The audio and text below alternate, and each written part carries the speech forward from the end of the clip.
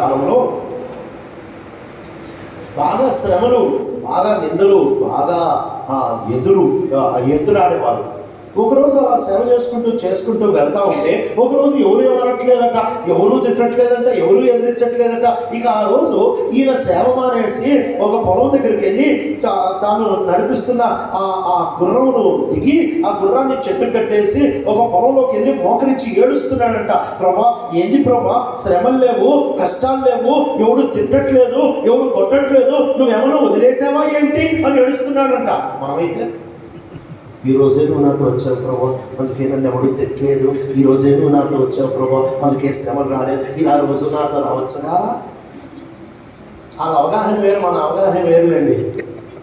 ఈయన ఎప్పుడైతే ఏంది ప్రభా శ్రమ లేదు, ఎవడు తిట్టట్లేదు, ఎవడు కొట్టట్లేదు, నువ్వు నాతో ఉన్నావా అని ఏడుస్తా ఉంటే ఆ పొలవాడు చూశాడంట, రాయి తీసుకున్నాడంట.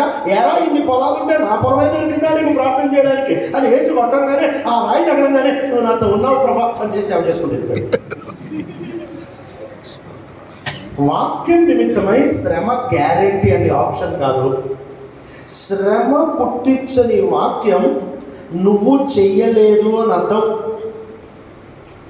మొట్టమొదటి నువ్వు కొన్ని స్విచ్ ఆఫ్ చేస్తేనే వాక్యం ఓపెన్ చేయగలవు. ఏమేమి స్విచ్ ఆఫ్ చేయాలి? కీర్తన 1:1 చదివాం ఏం స్విచ్ ఆఫ్ చేయాలో. రెండవది, నువ్వు వాక్యము హడావిడిగా చదివితే నీ ఇంటికి